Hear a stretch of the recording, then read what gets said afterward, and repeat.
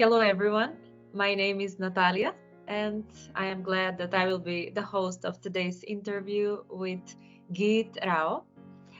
Today's interview is organized by WCA. It's a nonprofit organization that's composed of artists, musicians, filmmakers, poets who all believe in one thing, and that is through art, craft, passion, we can raise the awareness, we can transform the mindset of the people from greed, selfishness, and inspire the highest human values, such as kindness, compassion, unconditional love, nonviolence. Today, we have a guest, Geet Rao, who will share something about herself. Geet, welcome. Hi, Natalia. Thank you so much. Geet Rao is a spiritual seeker and an avid learner of the Vedic culture. She was formerly a pet baker with her startup called Pet Kitchen, where she made cookies and cakes for dogs.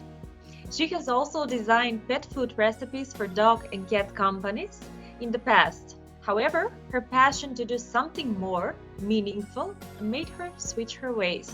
She now has an initiative which is called Simply Spiritual, where she imparts spiritual concepts to children in a simplified way through curated workshops. Simply Spiritual is also coming out with podcasts discussing parenting issues with scholars and learned individuals. Apart from this, she has also taken devotional singing, mostly Sanskrit or Hindi chants, and even writing in order to revive Indian culture of mantras and spirituality. Wow, very interesting. Welcome Thank you. again. Thank you for having me. As I heard, your story is truly inspiring, and I am really honored to be today's host and to hear something more about you. Likewise, I'm honored to be here. I hope I'm able to deliver something of value to the audience. I want to ask you what ignited your passion for music, and how would you describe the purpose behind your performances? So it was my younger daughter's birthday, and I really wanted to connect my family to spirituality. Usually, we would have a yagya if it's a fire ceremony, which is very common in India. However, the priest who conducts the yagya was not very interactive, and I would see that from the yagyas happening in my elder daughter's birthday, they were not interactive and the family members would be bored. Now, I wanted to continue the tradition of connecting my children's birthday with some spiritual event. So I thought, well, this is not working, and I want my children especially to have spiritual values. So what should I do? So I thought, let's make it musical. And I haven't been a trained singer, but I would say by God's grace, I'm a gifted singer. I would sing reasonably well. So on her birthday, my younger daughter's first birthday, I thought that for her birthday, I'm going to do a devotional get together where my closest family and friends are invited. And I rehearsed, and however, I couldn't go ahead with that because COVID came in and we couldn't get together. So 2 years it got delayed, but ultimately on a third birthday, it's the first time that I hosted a musical chant oriented birthday party. And it was deeply appreciated, and I saw that everyone was happy to sit through instead of in a yagya. So I was like, okay, this is working well. And when I saw that, that inspired me. My friends and family, they inspired me to do it more often. And that's how I got into holding spiritual evenings or musical spiritual devotional programs. Yes, so the purpose was aligning my family with spiritual values. So in India, we are still living in joint families. So the grandparents, my husband, me, and our children, and my husband's brother, and his wife, and their children, we all live together.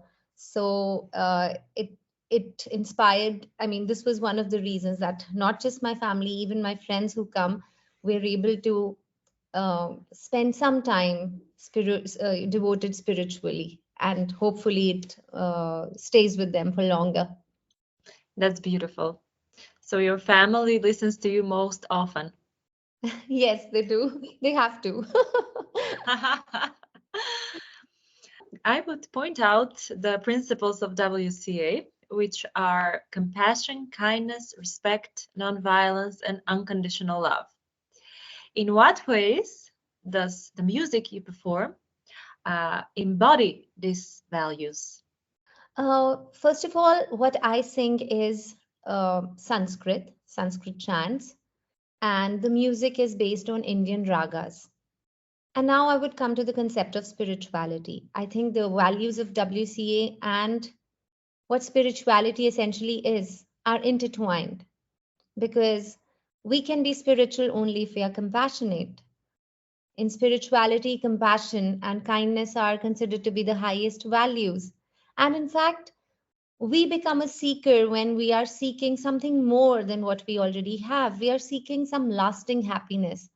And that happiness, in my experience, and also as per the words of great masters, that happiness can be experienced when we go beyond the self and we become selfless. So, when we are kind, when we are compassionate, true happiness really comes in giving others. So, the music, the music that I perform, first of all, is in Sanskrit. A lot of them, not all of it. Some of it is also in Hindi. Sanskrit is a spiritually evolved language. Rather, I'd say it is the spiritual language of the world. And that by nature has an elevating energy effect. So it makes the energy rise upwards, which makes one feel good. And music has that impact. You know, if you go for a movie, if you're watching a comedy scene, it will have a certain kind of music in the background. If it's an emotional scene, there will be another kind of music playing, which makes you feel the emotion even stronger, even strongly. So that is the impact spirituality has. If we want people to feel connected to themselves, if they are not so adept at doing that, or if they are first timers, music can really help them do that. And once they feel connected to themselves, they will evolve in the values of spirituality. So that is the role I feel music has related to in relation with these values of kindness and compassion. I definitely agree with you that everything is connected to ourselves. When we find ourselves, when we believe in ourselves, then it's very, how to say, much easier to get to these values. Because when I feel open to, as an example, create music from myself, I will create something, and this will resonate with someone else. And that person will find something inside that song, some small part that will make a huge difference, and maybe will inspire that person to be more compassionate, more kind, depending of the lyrics, depending on the melody. Different people connect to different melodies. But as you said, Sanskrit is something else, and the way you perform it, which I hope that we will hear you later, how you Really? perform something. I, Yeah. yes, I will be performing in March. 8th of March is the night of Mhm. Shivratri. As per the Hindu calendar and for Shiva devotees, it's a very important night of devotion. So I will be Mhm. performing on that night. Transitioning from a different profession to committing to music is a significant change. Can you share the moment that led you to embrace music and being an educator? So I wouldn't say it was one eureka moment where I decided to switch to music and being an educator. I think the shifts were happening parallelly. I was still into my pet care business, but I always had an internal conflict because what I was doing was not resonating with my thoughts. I would say I have always been inspired to do things which bring about a change for the better. As a child, even when I was in school, I used to go and plant trees. So that has been me. However, I would say a societal conditioning made me believe that I needed to have a commercially successful career to feel self worth. And so, which is why Pet Kitchen came in. Yet I was not finding my happiness. I was still, I wouldn't, I mean, my internal self was not resonating with my actions outside. But the time I would spend with myself alone, I think that's the time when, especially when you're sitting in your meditation, or whether meditation or not, but I would encourage everybody to sit alone in a day for some time, because that really brings in a lot of clarity what you want as a person. Because even if you want to know a third person, you need to spend time with that person to know that person. And if you want to know you, you have to spend time with your own self. So it was this internal conflict that led me to sit alone more and more and more. And then eventually I found out that no, this is definitely not where I'm going to find lasting happiness. And thankfully, my situation was such, I'm in a family where I have good financial support, that having earning my bread or that kind of thing was not my priority. So it was very easy for me to take this switch. But what was difficult for me was, we have attachments. Sometimes we feel attachment is only to a person, but attachment can also be to a thought. So the thought of having my own enterprise, being an entrepreneur, I was attached to that thought.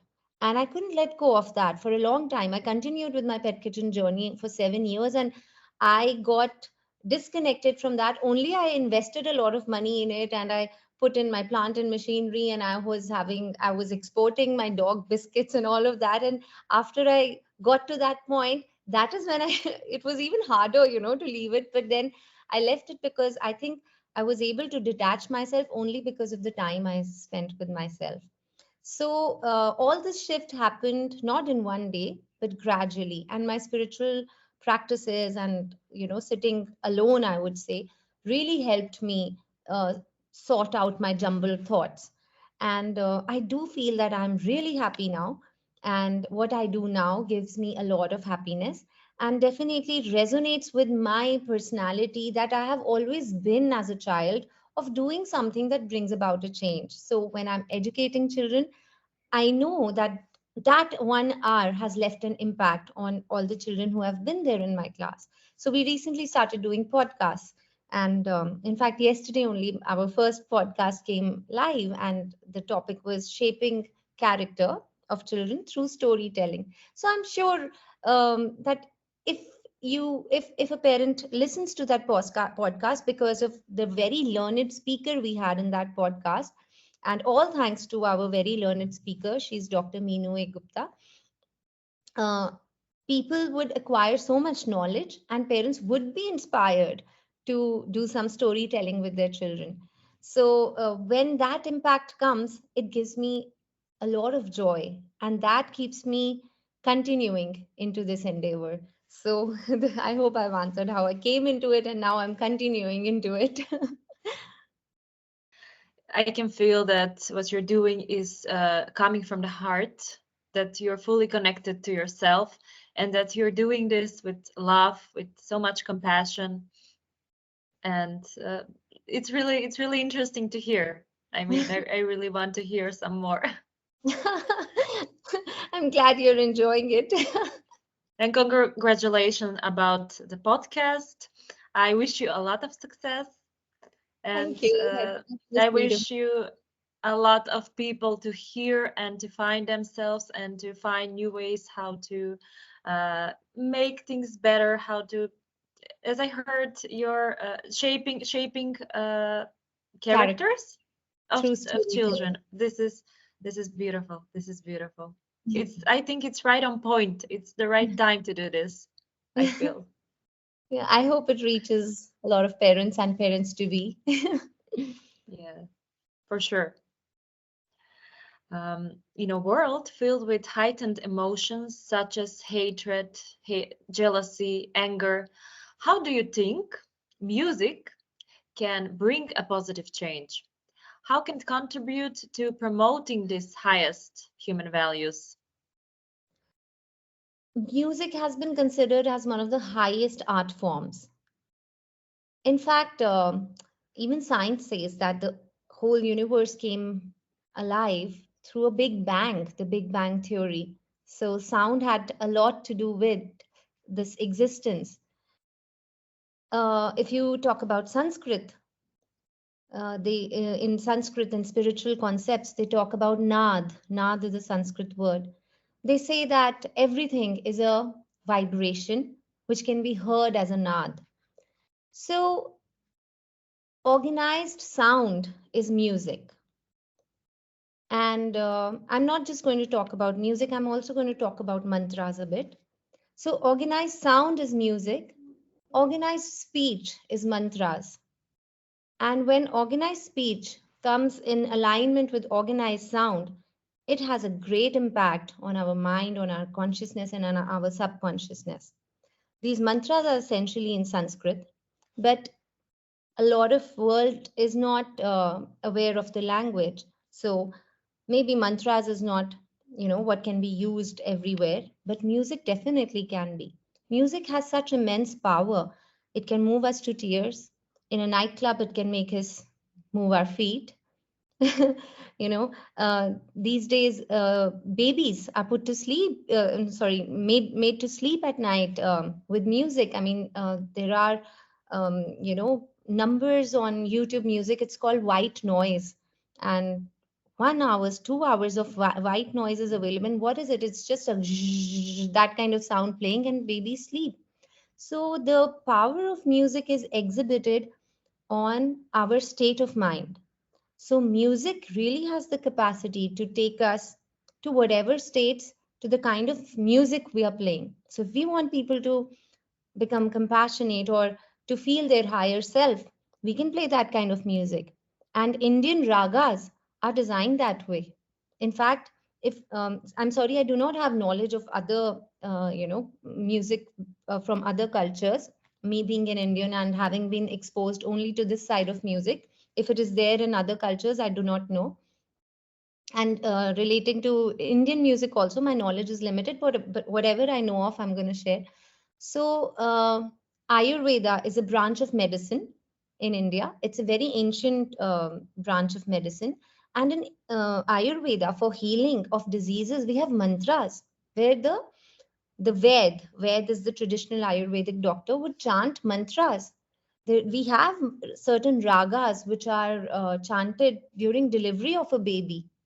So this is the level to which the impact of music has been understood. So, music definitely can play a big role in reviving consciousness and in helping people feel compassion and kindness. And I feel that what World Consciousness Alliance is doing is remarkable, bringing all the artists together because the whole world taps to music. So it is not something that we need to really strive hard to bring it into the notice of people because everybody is listening to music. So it's a great initiative to bring artists together for this purpose because one is already there and the other thing is needed and we are putting them together. It's definitely going to work. Beautiful, beautiful. Me and you, we spoke before about music and how sometimes you need to know something in order to achieve something else. Like I need to know how to play a guitar to compose music. I believe that whichever knowledge you have, if you start from the heart, if you do it from yourself, something that you believe in, as we mentioned before, it will come up as a piece of art that will transform people because this is in connection with you, with yourself. I'd like to add to what you were talking about how mantras make people feel elevated, right? First of all, Sanskrit is that kind of language which has that effect. It has an elevated energy effect. It makes your energy rise up. And why we feel elevated after chanting mantras, it's not a hearsay thing. It is, one can experience it definitely because people who have experienced it have experienced it. But people who have not experienced it, I can explain it in very briefly, the science to it. So Sanskrit is a scientific language. So one of the things is like it has so many sounds which all other languages do not have. So a lot of time names of Indian people are actually mispronounced because the sounds that they have, people in other countries are not able to pronounce those sounds like r, t, d, those kind of sounds. If you take the most common mantra of Sanskrit, the shortest is Om.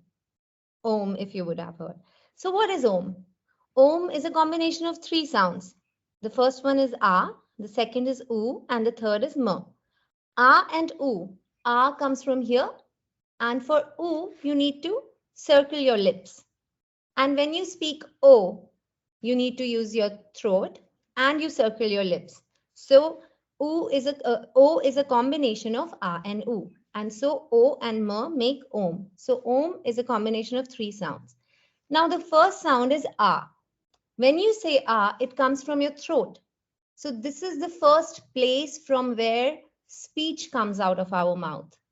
And then as you keep on speaking like ka, kha, those sounds, ch, ch, whatever, ch, j, d, all the sounds will come from inside the mouth. And the last part of your organ of speech is your lips. And m. Even when you say m, you have to roll your lips a bit inwards. So beyond that, there is no scope of any sound. So m is the last sound that comes out of this whole setup of speech. So that means any sound that is ever possible to be taken out of our set of speech, devices fit in it here, they all lie between A and Ma. And this whole universe is a vibration, is a sound, as we talked about the Big Bang theory and everything. So when we chant Om, we have encompassed all possible sounds in this universe. So that is why Om is also called the universal sound. And which is why, and Om, actually it can be chanted by even by a dumb person because it doesn't involve the tongue. Anybody can do. A bird can do that. A dog can do that. A dog can say ah. A dog can do oo. A dog can do A cat. All animals. Everybody can chant these three sounds. So Om is a universal sound, and that is why it is attached to almost every mantra in Sanskrit. So when you say that people feel elevated after chanting a mantra, it is not just their feeling or a subjective feeling or a feeling that one person will feel and another one will not, because it is scientific. Everybody will feel that. So I just wanted to share that with you. Beautiful explanation. I didn't know that animals also can say these sounds. And I think that this would be a great moment for us to hear you. Okay. If you want to chant something, whatever you feel that you would like to share. And please share with us in practice. Sure. So I'm a Shiva devotee, and Shiva is the embodiment of consciousness. Shiva is worshipped in India in many forms. Some people worship him as in his human form. Some people worship him in the linga form, and some people worship him as formless. So when I usually sit and meditate, I meditate on the formless Shiva, so which is the consciousness. And I hope whatever I chant, if anybody is able to connect to whatever form of consciousness they relate to, because forms are just to help our connection. Ultimately, God is formless. It's the consciousness. Ultimately, we have to get rid of the form. So form is not important. Consciousness is. So, okay, I will chant the different names of Shiva. Sarveshwaraya Sadashivaya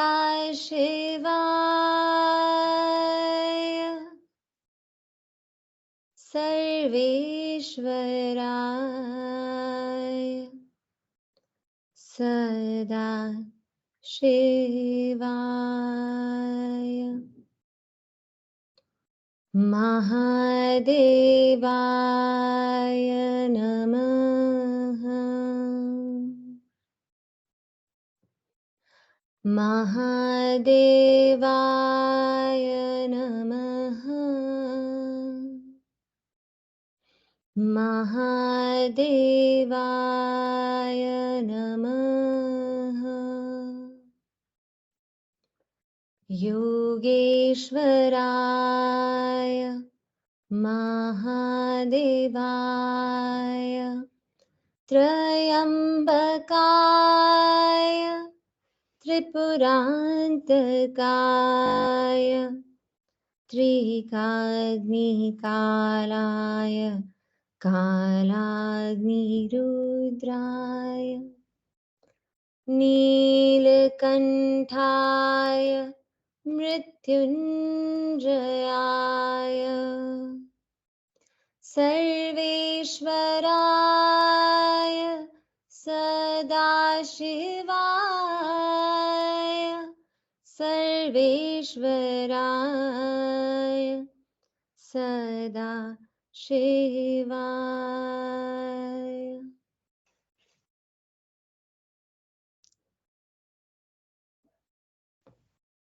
It was truly beautiful. I felt every word, every melody, every tone. It was like a vibration, you know.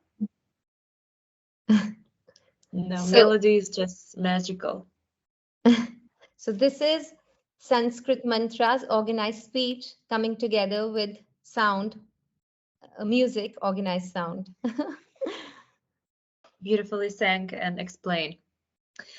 Tell me, in general, how does your audience respond to your performances? And what feelings do you think they draw from your music? For myself, I can say that I feel so calm now. You were singing for 1 minute, and I am like, okay, so I'm totally relaxed and calm. So thank you. Thank you. That's just the Almighty. I don't feel that I do anything. It's always God. So my audience, I can tell you my inspiration. My inspiration is definitely to help them feel calm and to help them feel like spending more time with themselves. Because when we move inwards, the calm that we feel is, it cannot be compared to anything. And we can only aspire to do something if we know of something. If we do not know of it, we are not going to aspire for it. So when I sing, I hope to achieve that with all of the people in the audience, and if not maybe possible with all, some, that at least someone is able to connect with the inner self and feel and experience that calm, so that even when they go out of this, even when this singing is over and this devotional evening is over, even then they continue to stay inspired to experience that again. So this is my inspiration, because I feel that whatever change we might want to bring in the world, the planet is dying.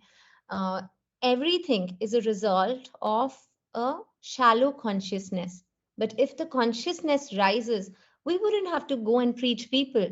We wouldn't have to tell people about the problems we are facing. We wouldn't have to tell the challenges that our children are going to face. It will be self driven. And I feel that once we connect with ourselves, the consciousness is seated inside and it always gives correct guidance. So we wouldn't need to preach or teach anything. So that's my inspiration. And I do hope people feel that. Yeah, definitely. Your question was that what do you think people feel?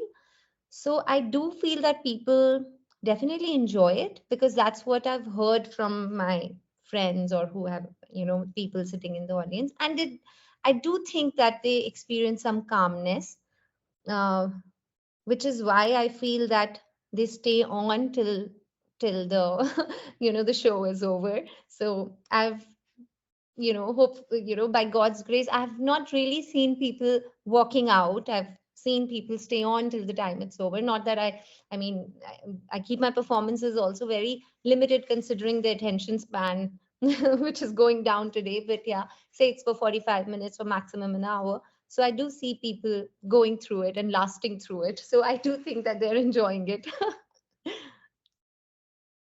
Beautiful. That's beautiful. You have been involved in conducting workshops about spirituality, as we mentioned before, called Simply Spiritual, particularly with children. Can you shed some light on the purpose and impact of these sessions? I love that question. So the purpose, so I'm a mother of two girls. My elder one is 8 years old and my younger is nearly 5. So what I felt was, despite sending my children to school, I had to work hard on putting them into the habit of waking up early I really had to work hard on that. Otherwise, if there's a holiday, the weekends, children don't want to wake up with the sun. I have to make an effort to make them compassionate. I take them to blind school. I show them, beggars walking around the street and tell them, look at them, they don't have food. So, basic values I had to teach them. From this school, what I feel is I see a lot of, say, stationery or paper wastage happening in school. So, imparting knowledge about resources, how important it is to save even 1 inch of paper. It's not about an inch of paper or something, it's about a habit that can we tolerate wastage or we do not tolerate wastage. It's a value. I was having to expend myself on teaching them all of that. And this comes to my mind when we have an education system where my child is going to the school right from, I mean, I don't know about other countries, but at least in India, the children, they are into their playway and their nursery, and they start going to school by the time they are 3 or sometimes even 2 years old, until they're going to school till they're 16, 17 years of age. So for so long when they're going, why am I having to, as a mother, expend so much energy on teaching them these basic things? Integrity. I do not see these values really being imparted in the modern education system. So one of them was these integral values. Secondly, I feel I'm not talking about schooling of my children per se. I'm talking about schooling in general, not just our school or, the whole education system as such together. And secondly, what I felt was they are high on information, low on knowledge. So there is a difference between information and knowledge. So as a school child, I have learned about the solar system or algebra and all of that. I'm not putting that to use today. I'm not putting that to use at all. Rather, what I had to relearn after I had children was cooking, which is not taught today. The motivation to feed my family a nutritious meal. I had zero idea about cooking when I got married and I had children. I literally had to learn from scratch, and it was a struggle. And so I wish to teach these life skills to my children and also other children, and also make them feel that how important this is. I used to think when I was a child that why do I need to learn cooking? I should be doing math. Whereas now I do cooking and do nothing about math. So we need to teach these life skills to our children, and knowledge is what you learn and what you can apply in your daily lives. First of all, and that is what leaves a person or a child empowered, that whatever you need to do, you are at least capable of doing that everything on your own, even if it's just washing your handkerchief, but or maybe growing your vegetables. Because with the growing pressure on, say, land today, and children are not learning gardening, they can't grow potatoes for themselves. So I think these subjects are very important, and I felt that probably I cannot teach all of them, but one of the things that I felt was very important is making good human beings, which is where the concept of spirituality came in. And I said, okay, I cannot take cooking classes or gardening and all of that, but definitely I can inspire or do something related to making children good human beings. And this is where the idea of simply spiritual came in. And definitely I have to thank my friend, she's Gayatri. We were sitting over a cup of coffee, and somehow we were discussing spirituality, and this subject is so passionate to me that when, just like this interview, if you ask me something, you cannot shut my mouth. I'll just keep on talking. So I was talking to my friend about on this subject, and she said, Geet, when you have so much knowledge, why don't you do something for children? I said, I love the idea, but I can do the talking. All the other working you're going to have to do. Are you ready to do that? She said, okay, I'm ready to do that. I said, okay, then I'm ready to do this. Let's do this together. And that's how this idea of simply spiritual came in. And then now we have another friend, Seerath, a very dear friend. She has also joined us, and three of us are doing this. And our classes are going on now. We are into podcasts, and we have a lot of other plans also, but we are also three moms, so we have our hands full with our families and our children also. But slowly, whatever we can do, we're doing that. So yeah, that's the impact. And we do these workshops once a week, and they are on very basic concepts. Like one class would be on the theme of, say, kindness, or less is more. And the workshops are very interactive and fun. So it's not like a classroom kind of a thing. We do storytelling, and we also do a lot of games. To give you an example, say now, in my last workshop, I made kids play a game on decision making. First of all, I narrated a story related to decision making, and then we had some, ice cream sticks, where I threw all the ice cream sticks, and every child had to pick up one ice cream stick without moving any other, which was a challenge. So first they had to think through which ice cream stick to pick up, which was a decision they had to think about. And when they had to pick up the ice cream stick also, they had to be careful that they do not move it, so they had to execute their decision also with a degree of calmness.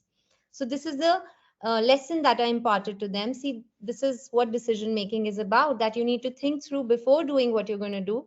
And your job is not done. Your thinking job is not done yet. While doing your job also, you have to think and you have to be calm. So we make games around our themes. And I feel that this is the way we can really impart lessons to children, which get cemented in their psychology or their thought process.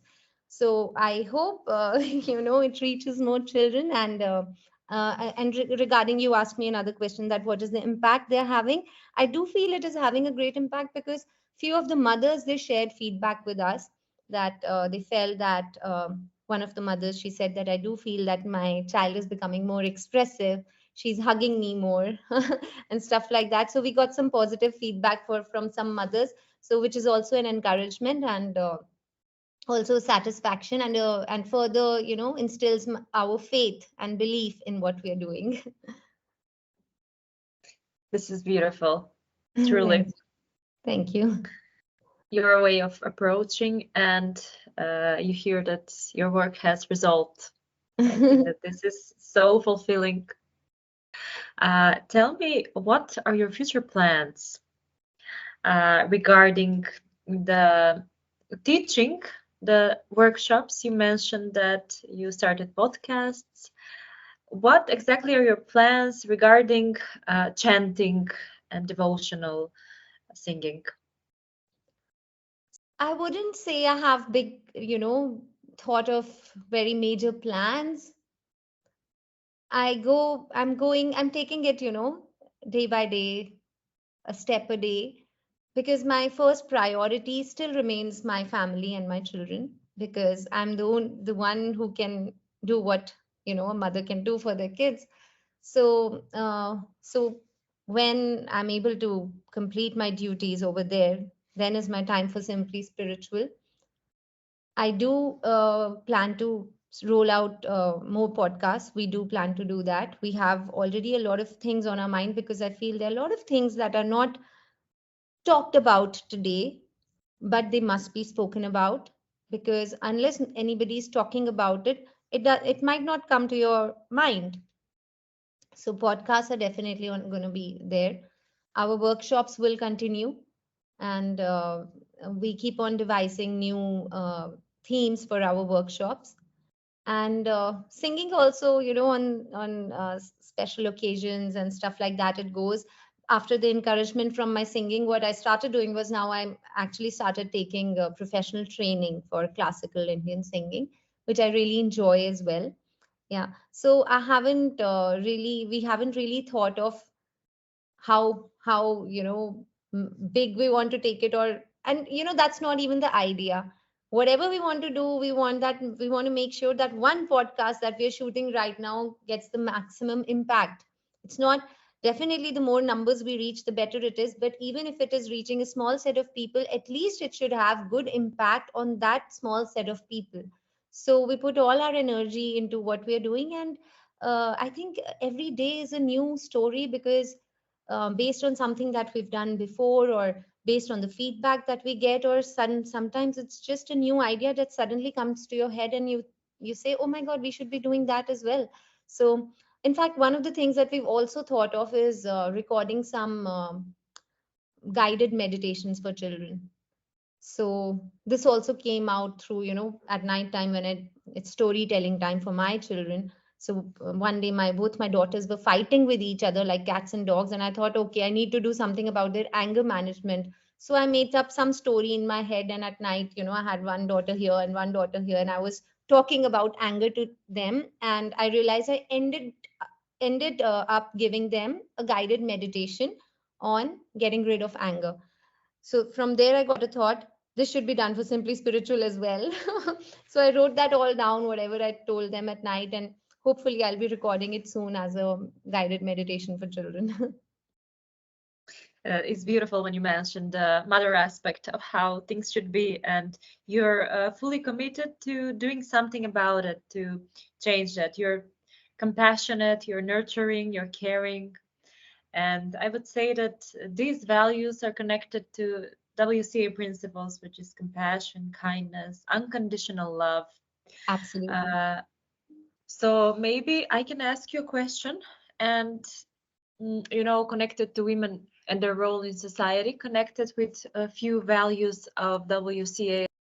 And my question would be, if you think that the women's role in society is different than what was in the past century, does today's time make a difference compared to that time?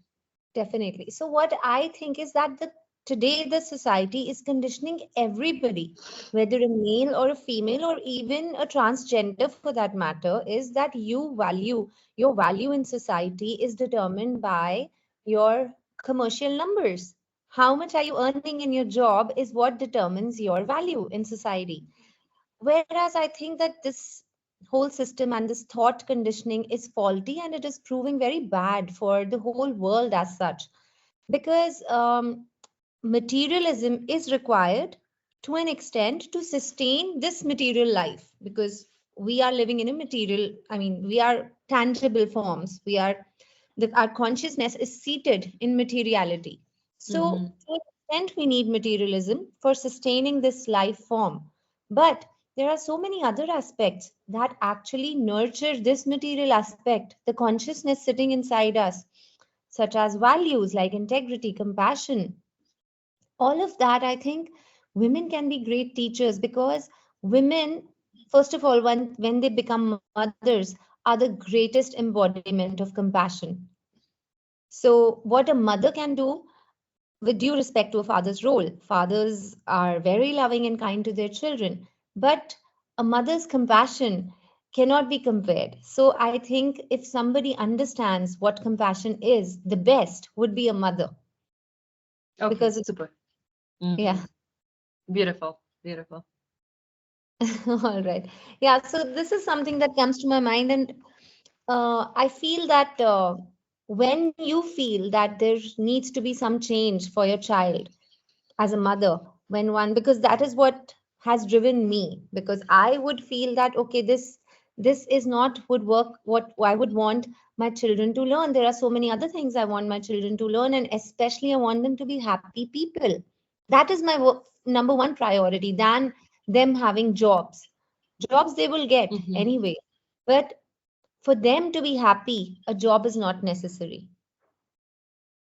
But yeah, so in that relation, whatever changes I wanted in the education system, I cannot bring all of them, but Simply Spiritual is one of the things that I started doing, and it's a small baby step towards imparting whatever I feel is missing today. If you like this interview, if you resonate with WCA values, you can like, subscribe, get involved with WCA. Thank you so much. I'm Natalia. I was your host today, and hope to see you soon.